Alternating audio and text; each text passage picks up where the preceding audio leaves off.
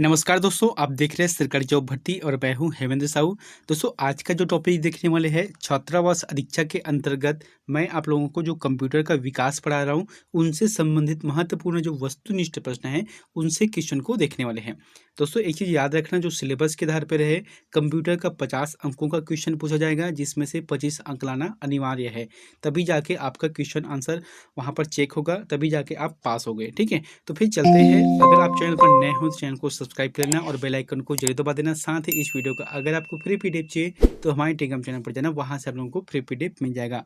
तो चलते हैं, यहाँ पर पहला प्रश्न देखते हैं। इनपुट का आउटपुट में रूपांतरण किया जाता है। दोस्तों, मैंने इस टॉपिक का जो है आपको थ्योरी बता दिया है, आप उसे जरूर देख लेना। जब आप थ्योरी देख लोगे तो आपको अच्छे से समझ आएगा। तो पहला प्रश्न देखते हैं, इनपुट का आउटपुट में रूपांतरण किया जाता है तो किसके माध्यम से किया जाता है? सीपीयू के माध्यम से। ठीक है, सीपीयू के माध्यम से किया जाता है। जैसे कि हम लोग यहाँ पर इनपुट देते हैं, ठीक है, तो यहाँ पर क्या है, सीपीयू रहता है। तो सीपीयू में क्या होता है, प्रोसेसिंग चलते हैं, तब जाके आउटपुट देता है। अगला है, प्रोसेस्ड डाटा को कहते हैं। तो प्रोसेस्ड डाटा को क्या कहा जाता है? उसे कहा जाता है आउटपुट कहा जाता है। ठीक है, जैसे कि कोई भी डाटा है, वो सीपीयू में क्या हुआ, प्रोसेस हुआ, तो प्रोसेस होने के बाद जो डाटा आता है वो क्या रहता है, आउटपुट के रूप में रहता है, यानी कि उसे ही हम आउटपुट कहते हैं। अगला है, प्रथम गणना करने वाला यंत्र है। तो प्रथम गणना करने वाला यंत्र कौन सा है?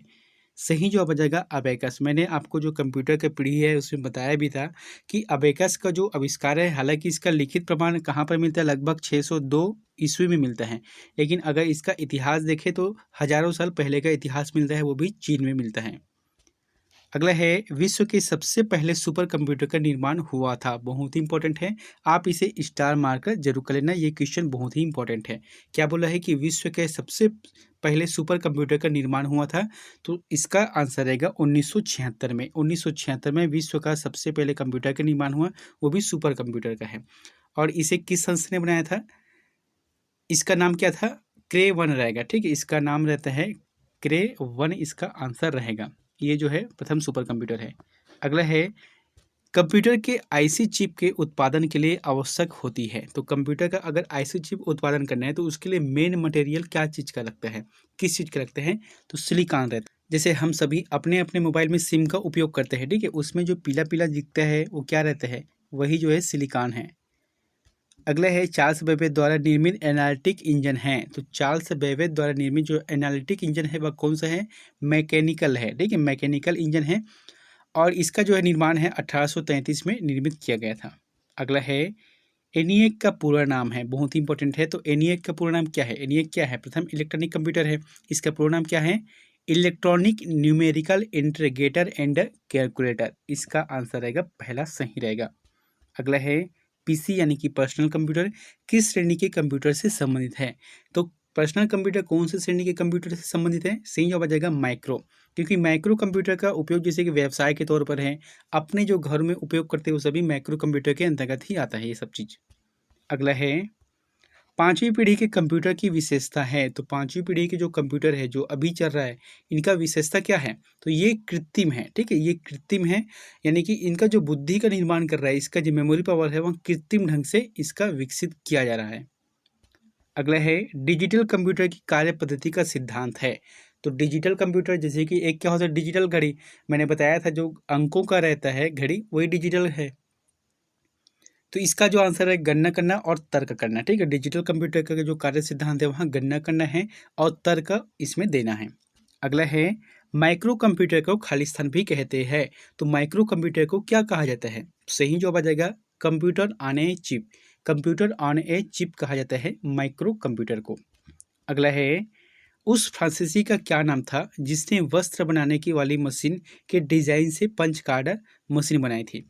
तो आपको उस फ्रांसीसी वैज्ञानिक का नाम बताना है जिन्होंने एक क्या था, स्टील का प्लेट था जिसे अलग अलग भागों में छेद किया हुआ था, जिसमें कपड़े का बुनाई किया जाता है। ठीक है, तो उसी से गणना किया जाता था। इसका जो आंसर रहेगा जोसेफ जैकार्ड। जोसेफ जैकार्ड थे जो कि फ्रांसीसी वैज्ञानिक थे जिन्होंने मशीन का बनाया था, वो भी कौन सा मशीन है? कपड़ा वाला मशीन से।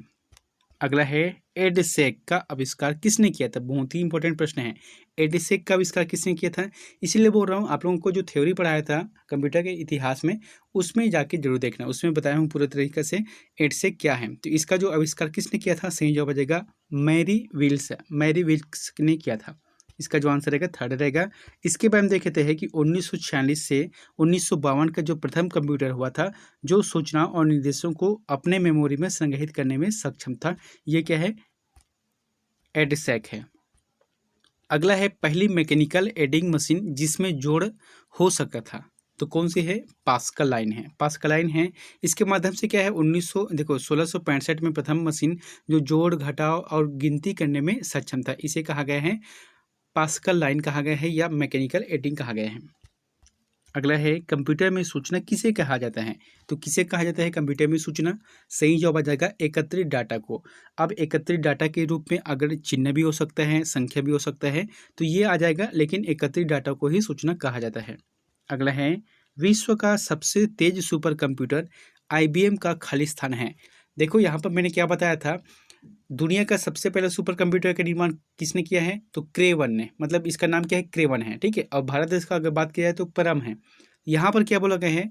सबसे तेज सुपर कंप्यूटर, वो भी IBM का, यानी कि IBM मतलब क्या होता है? इंटरनेशनल बिजनेस मशीन होता है। तो इनके जो कंपनी है, इनकी तरफ से सबसे तेज सुपर कंप्यूटर का निर्माण किया था, जिसका नाम क्या है? ब्लू जीन है इसका नाम, ठीक है। ब्लू जीन है जो कि तेज सुपर कंप्यूटर है, और ये IBM की तरफ से निर्मित है।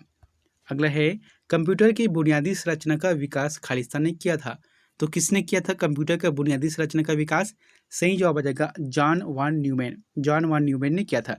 इसके हम देखे थे, बहुत ही अच्छा चीज बता रहा हूँ आप लोगों को। 1820 में चार्ल्स बेबेज ने डिफरेंस इंजन तथा बाद में इसे एनालिटिक इंजन के रूप में बनाया था, ठीक है। 1820 की बात है। तो इसी कॉन्सेप्ट का उपयोग करते हुए पहला कंप्यूटर प्रोटोटाइप का निर्माण किया गया, जिसके कारण कंप्यूटर का पिता किसे कहा जाता है? चार्ल्स बेबेज को कहा जाता है। लेकिन आज के जो आधुनिक कंप्यूटर है, उनका जो बनावट है, यानी कि भौतिक बनावट है, इसे इसे किसने निर्मित किया है? जॉन वान न्यूमैन ने। तो जॉन वान न्यूमैन को जो है आधुनिक युग का पिता भी कहा जाता है, या आधुनिक कंप्यूटर की बुनियादी संरचना का विकास करने वाला भी कहा जाता है।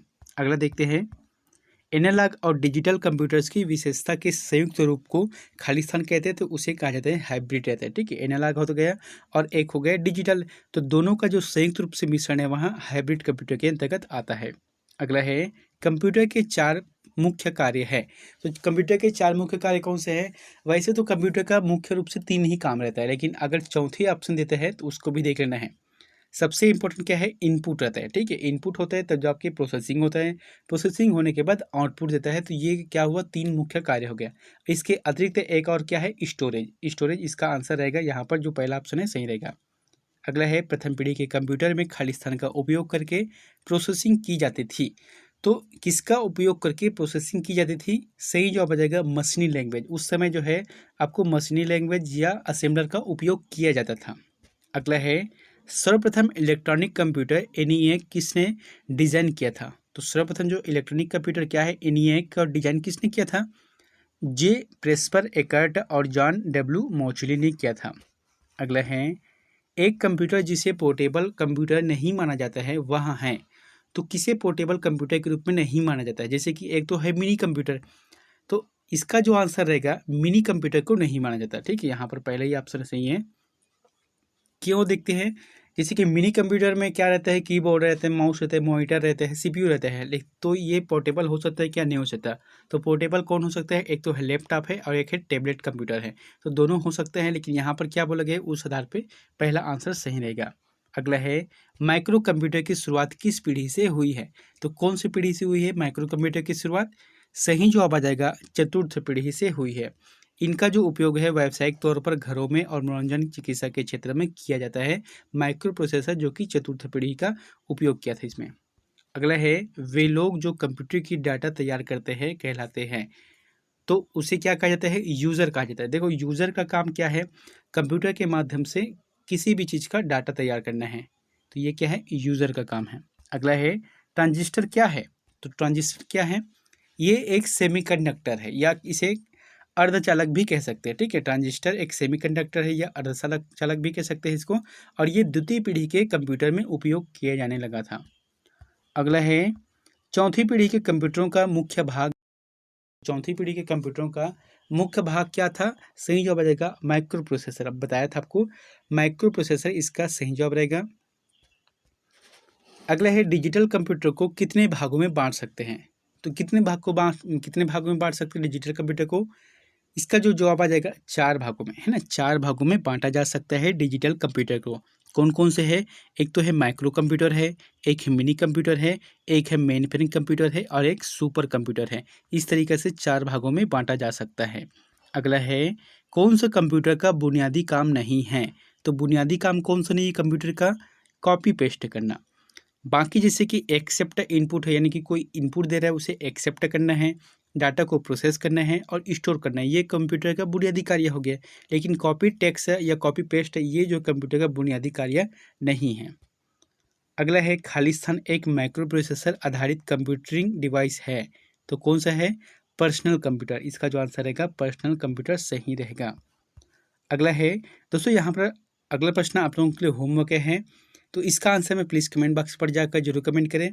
यहाँ पर प्रश्न क्या है कि कंप्यूटर निम्न में से कौन सा कार्य नहीं करता है, आपको बताना है। तो कंप्यूटर निम्न में से कौन सा कार्य नहीं करता है आपको बताना है। तो ऑप्शन क्या है? प्रोसेसिंग है, कंट्रोलिंग है, अंडरस्टैंडिंग है या इनपुटिंग है। इन चारों में से जो भी ऑप्शन आपको सही लगता है तो प्लीज़ हमें कमेंट बॉक्स पर जाकर जरूर कमेंट करें। अगर आप चैनल पर नए हो तो चैनल को सब्सक्राइब करके बेल आइकन को जरूर दबा देना। मिलते हैं नेक्स्ट वीडियो में एक नई जानकारी के साथ। Thank you.